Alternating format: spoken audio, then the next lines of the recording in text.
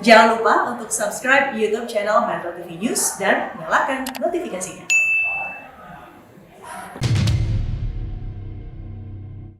Ketika secara mendadak pasokan darah ke area otot jantung terhambat atau tersumbat oleh plak-plak kolesterol yang ada, berakibat rusaknya bagian otot jantung. Itulah keadaan yang biasa kita kenal dengan sebutan serangan jantung.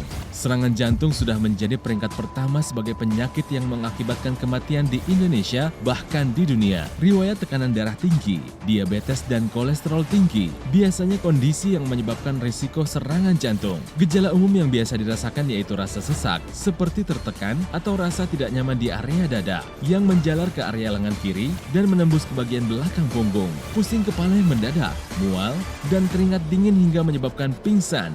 Semua gejala tersebut dirasakan oleh Pak Diki dan Ibu Hermida saat mereka pernah mengalami serangan jantung. Namun kini cerita sedih itu menjadi cerita inspiratif yang patut dibagi kepada masyarakat. Perjuangan, usaha, dan semangat yang terus dilakukan berbuah hasil. Kini keadaan Pak Diki dan Ibu Hermida berangsur membaik dan semakin terlihat sehat. Bagaimana serangan jantung itu dapat terjadi? Dan apa yang dilakukan Pak Diki dan Ibu Hermida untuk kembali pulih dari serangan jantung? Kita simak pembahasan lengkapnya di Go Healthy, cara tepat hidup sehat. Hai pemirsa, apa kabar? Berjumpa lagi bersama kami, saya Ronald juga Tantri di Go Healthy, cara tepat hidup sehat. Ini tadi kita lihat ya bagaimana Pak Diki dan juga Ibu Hermida terkena serangan jantung ya. Karena memang pemirsa ini harus tahu bahwa jantung adalah organ yang sangat vital untuk tubuh kita. Ya bayangkan, tugasnya itu berat ya.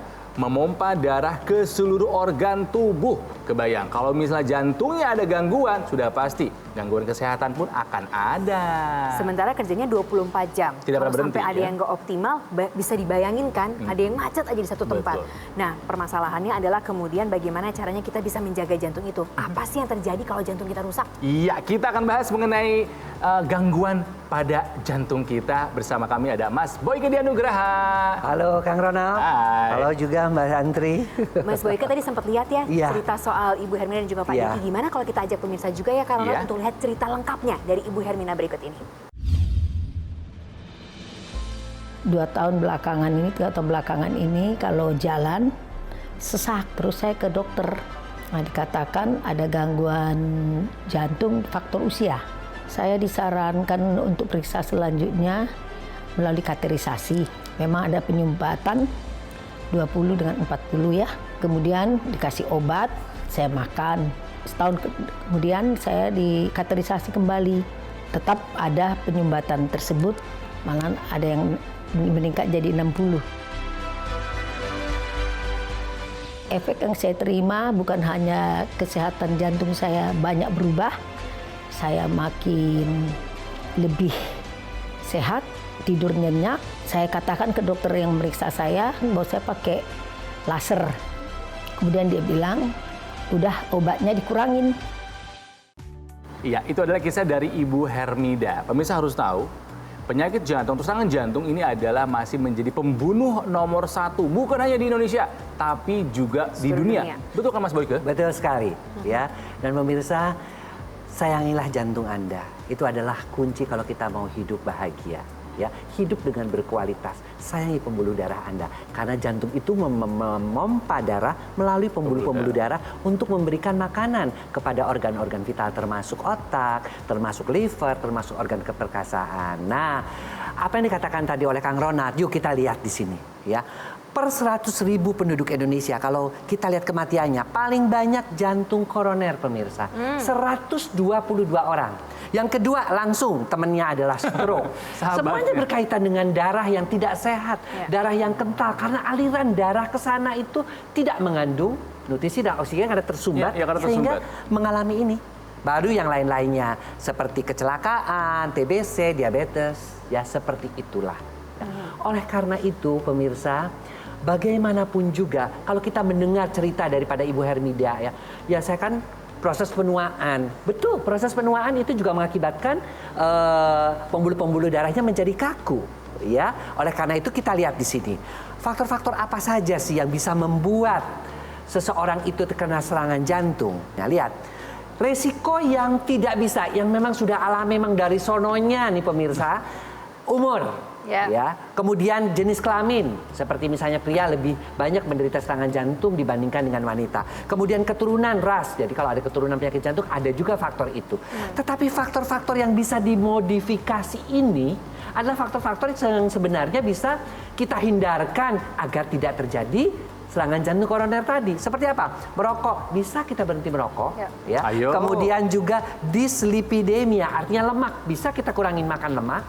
Kemudian hipertensi, bisa dengan mengurangi diet rendah garam. Kemudian diabetes, jangan sampai terkena karena sekarang ini banyak sekali diabetes yang didapat dibandingkan diabetes yang keturunan. Kemudian olahraga, karena aktivitas fisik yang kurang juga mengakibatkan jantung koroner. Berat badan, timbang berat badan. Selalu coba berat badan itu ideal. Kemudian juga diet yang tidak sehat, makanan instan, minum-minuman bersoda, tinggalkan itu semua. Kemudian stres, manage stres dengan baik, dengan lebih banyak bersyukur, dengan lebih banyak bersabar. Kemudian juga jangan mengkonsumsi alkohol. Nah, Ibu Hermida ada beberapa faktor di sini yang ada seperti tadi stres dari pekerjaannya, hipertensi, kolesterol, dan diabetes. Waduh. Nah, dia sebenarnya ada faktor-faktor itu, tapi dia terbantu. Nah. Kita senang kan lihat dia masih cantik, masih bisa bekerja. Saya terbantu dengan teknologi. Jantung kita ini sebetulnya kan diintai oleh banyak gangguan kesehatan. Betul. Nah, bagaimana caranya teknologi laser ini bisa membantu kita untuk mengurangi resiko terkena gangguan kesehatan tadi, Mas Boy? Pertanyaan yang bagus sekali ya pemirsa. Ya, mungkin pemirsa juga bertanya seperti itu. Gimana sih teknologi laser bisa membantu terhadap penyakit jantung koroner? Jadi pemirsa, teknologi laser ini sudah dikenal sejak tahun 1960-an. Ya, dan kita juga sudah tahu teknologi laser ini misalnya untuk flek di muka, untuk fisioterapi, untuk mata. Tapi ini adalah teknologi laser khusus untuk darah. Ingat loh, darah kita harus sehat, jangan sampai kental. Darah kita harus lancar. Nah, si teknologi laser ini dia nggak nambah apa-apa pada tubuh kita. Ketika dia nyalakan, maka dia itu akan menghambat agregasi trombosit. Jadi keping-keping darah yang biasanya nempel-nempel itu dicegah penempelannya. Nah, yang sudah menempel, yang itu yang mengakibatkan darahnya itu jadi kental ya, itu akan dilisis atau diuraikan. Akibatnya apa? Aliran darah itu menjadi lancar. Sehingga dia bisa membawa oksigen dan nutrisi ke jantung, ke pembuluh-pembuluh darah yang otak ya, dan juga ke organ-organ vital yang lain seperti organ keperkasaan, liver dan sebagainya. Itu baru kalau kita ngomongin darahnya yang lancar. Kalau darah juga berarti pembuluh darah juga terbantu. Iya, betul sekali.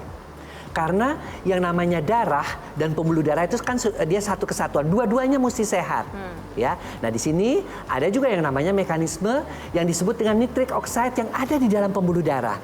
Dia membuat si teknologi laser ini, sinarnya itu membuat diaktifkan si nitric oxide-nya.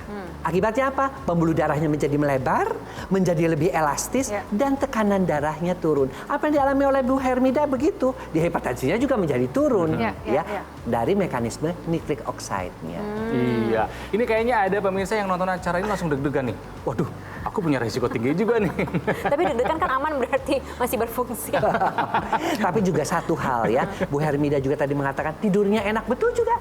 Itu juga karena si teknologi laser ini juga mengaktifkan hormon melatonin yang pada usia-usia Bu Hermida ini kondisinya sudah menurun sekali pasca menopause itu, sehingga dia tidurnya lebih nyenyak. Otomatis juga proses penyembuhan untuk penyakit jantungnya menjadi lebih optimal. Oke, pemirsa, sehabis ini kami akan menayangkan kisah dari Pak Diki ya, dan juga ada tips bagaimana caranya kita bisa memiliki jantung yang sehat. Tetaplah bersama kami di Go Healthy, cara tepat Hidup sehat.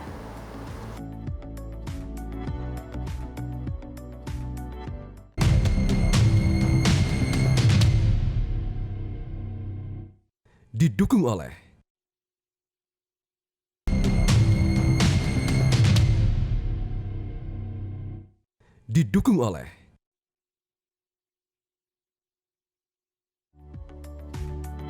Pemirsa, kembali di Go Healthy, cara tepat hidup sehat. Bagaimana cara yang tepat untuk menjaga jantung kita, menjaga pembuluh darahnya tetap sehat, termasuk juga aliran darahnya lancar, sehingga semuanya bisa teraliri dengan baik. Iya, Mas Boyke punya tips untuk memiliki jantung yang sehat. Tapi nanti ya. Sekarang kita saksikan dulu ini kisah dari Pak Diki. waktu saya tahu sakit jantung, waktu saya mau ke proyek Kalimantan.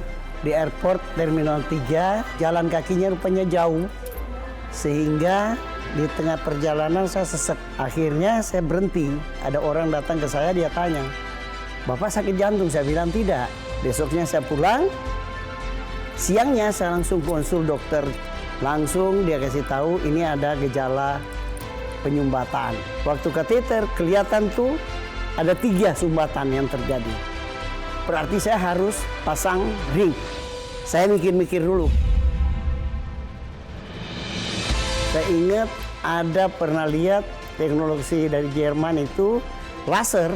Saya pakai itu kurang lebih 3 bulan. Saya datang lagi periksa dokter jantung. Dokter tanya, "Pak Diki kok ini grafiknya ada perubahan?"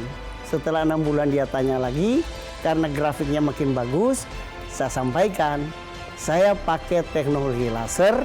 Ternyata dengan bantuan sinar laser ini, pembuluh darah saya yang ke jantung ada perubahan. Pemirsa, itu kisah dari Pak Diki. Ada satu kata yang selalu identik menyertai serangan jantung. Penyumbatan. Nah, itu Betul dia. Mas Boyke kan? Betul sekali. Aduh, itu sampai 3 loh tadi Pak Diki. Iya, jadi saya juga ingin mengingatkan pemirsa di rumah ya. Serangan jantung itu coba, dia nggak ngerasa sakit tiba-tiba sesek.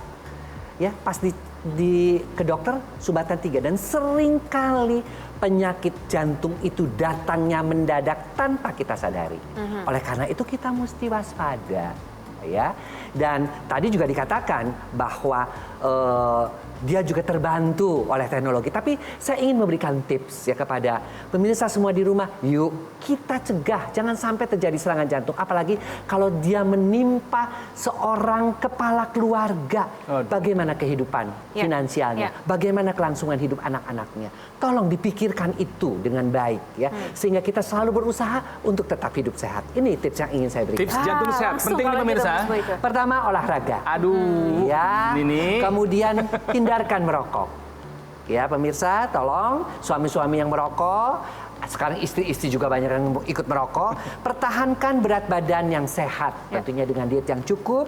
Lakukan pemeriksaan secara teratur minimal 6 bulan, 1 tahun sekali lah untuk supaya melakukan kita check up, tahu status kesehatan ya Mas termasuk Boyke ya. kolesterol, termasuk fungsi liver ya, termasuk EKG dan sebagainya untuk mengetahui jantung kita.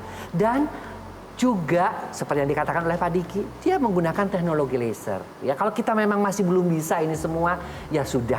Buat apa sih ada teknologi diciptakan oleh manusia? Tentunya teknologi itu gara-gara teknologi katanya orang jadi sakit sekarang gara-gara terlalu enak. Segala-gala tinggal mencet olahraga jari. Tapi teknologi juga membantu kita dan kita mesti sadar bahwa teknologi yang bisa membantu kita, kita manfaatkan untuk kesehatan kita agar aliran darah kita tetap baik.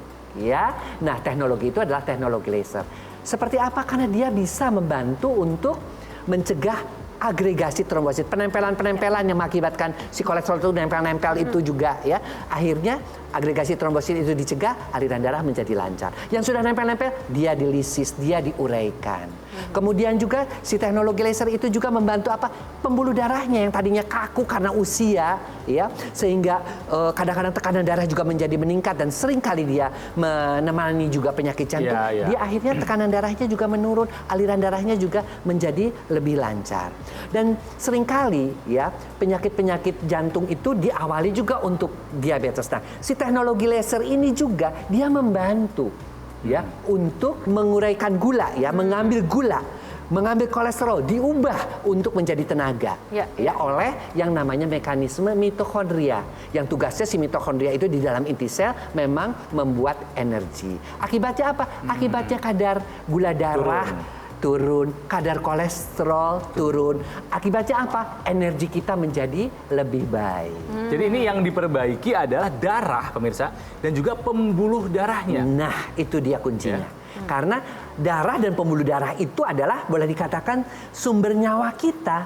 Karena semua itu membutuhkan pembuluh darah dan darah yang sehat. Karena dia harus memberikan nutrisi.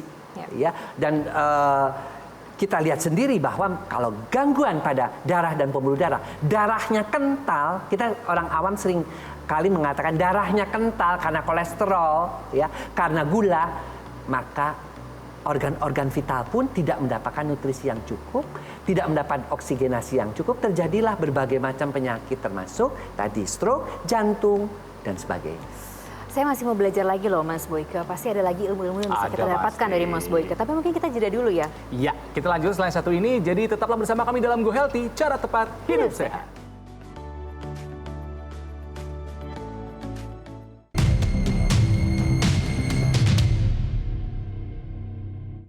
Didukung oleh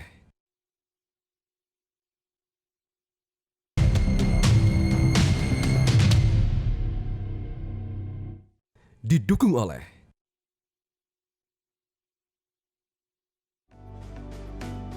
Pemirsa, Anda kembali di Go Healthy, cara tepat hidup sehat. Bayangkan, gangguan itu pasti sangat menyiksa. Terutama kalau misalnya berbicara mengenai jantung. Gangguan yang di jantung, bayangin coba Kak. Taruhannya nyawa.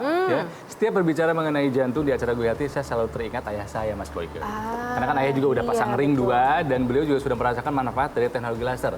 Saya rasakan kalau misalnya, baru tadi malam saya melakukan video call dengan beliau, seger-seger aja, sehat-sehat aja. Jadi memang sudah kami rasakan ya teknologi laser terutama buat ayah yang memang sudah terkena serangan jantung. Nah, bukan hanya Kang Ronald saja, saya pun sudah merasakan loh saya juga sama. Nggak ada gejala, mau operasi mata waktu itu untuk ganti lensa karena katarak, ternyata tekanan darah saya 170/105. Dan nggak jadi dilakukan Operasi. tindakan, tunggu 2-3 minggu, saya menggunakan teknologi laser dalam jangka waktu 2 minggu, 10 hari sebenarnya sudah mulai turun dan stabil ya di 130/85. Akhirnya tindakan itu bisa dilakukan. Karena apa? Si teknologi laser ini juga tadi pembuluh darahnya dia mengeluarkan nitric oxide. Pembuluh darahnya itu diaktifkan untuk mengeluarkan nitric oxide sehingga pembuluh darahnya menjadi elastis, aliran darah menjadi lancar, tekanan darah menjadi turun. Itu saya rasakan. Dan juga saya rasakan juga adalah untuk energi kalau buat saya ya yang masih suka naik gunung dan sebagainya. Iya, Karena hebat. tadi mekanisme mitokondria ya di mana Gula dan kolesterol berubah diubah menjadi energi sehingga saya masih bisa naik gunung yang tingginya hampir 5.000 meter itu pun suatu karunia buat saya. Tapi ya karena saya menggunakan dibantu oleh teknologi. Itulah Tantri kenapa kalau kita lihat Mas Boyke selalu energi kayaknya. Wah, awet muda, energi, Segar selalu. gitu ya. Karena saya menggunakan teknologi laser sehari 2 kali. Setiap kali saya mau tidur dan setiap kali saya bangun pagi sambil biasanya jalan di sekeliling itu. Saya menggunakan itu. Oke. Ya. Dan pemirsa, kelebihannya lagi apa? Istri saya juga ikut pakai karena istri saya sudah memasuki usia menopause. Dia juga sulit tidurnya. Jadi kalau sudah sulit tidur digantian, saya udah tidur dia pakai, dia juga tidurnya menjadi lebih nyenyak. Dan bagusnya lagi teknologi laser ini, dia tidak antipati dengan obat. Dia bisa digunakan Berbarengan. bersama-sama ya. Dan kalau bisa digunakan secara bersama-sama dengan obat nanti ketika dia sudah mulai mendekati hasilnya membaik, obatnya dosisnya bisa Berkurang. dikurangi. Ya, itu Jadi juga terjadi sama investasinya investasi buat sekeluarga, bukan hanya untuk saya saja, sekeluarga bisa menggunakannya. Iya. Seperti itu. Nah, teknologi laser ini kalau kita lihat ya, namanya jurnalnya sudah banyak, bahkan di beberapa negara seperti Rusia, Israel, itu mereka punya departemen sendiri yang memang mendalami tentang teknologi laser ini. Ya, jadi kita sudah tidak meragukan lagi lah teknologi ini, alhamdulillah sudah bisa dibawa ke Indonesia. Oleh karena itu teknologi laser ini bisa dipakai untuk pencegahan. Jadi mereka-mereka itu nih yang paling penting. yang memang makannya masih kacau, nggak bisa berhenti ngerokok, sibuknya nggak bisa terus menerus ya, ada turunan diabetes, turunan darah tinggi, gunakan teknologi laser. Untuk pengobatan tadi Pak Diki, ya Bu Hermida yang sudah terkena, bisa jangan sampai akhirnya gara-gara itu harus mengalami serangan jantung berulang, katakanlah, atau stroke berulang, ya. Dan bagi mereka-mereka yang sudah kena, jangan sampai terjadi komplikasi. Ya. Ya, misalnya diabetes, jangan sampai terjadi gangren. Stroke, jangan sampai terjadi lagi tambahan kepikunan. Jadi si teknologi laser ini bisa bekerja di 3 tahapan medis. Pencegahan, pengobatan, dan rehabilitasi. Pemirsa, investasi terutama di dalam kehidupan adalah kesehatan. Iya, Kita tidak mungkin bisa hidup bahagia kalau kita tidak sehat. Betul, setuju Mas Boyke. Dan kesehatan itu harus memang kita jaga.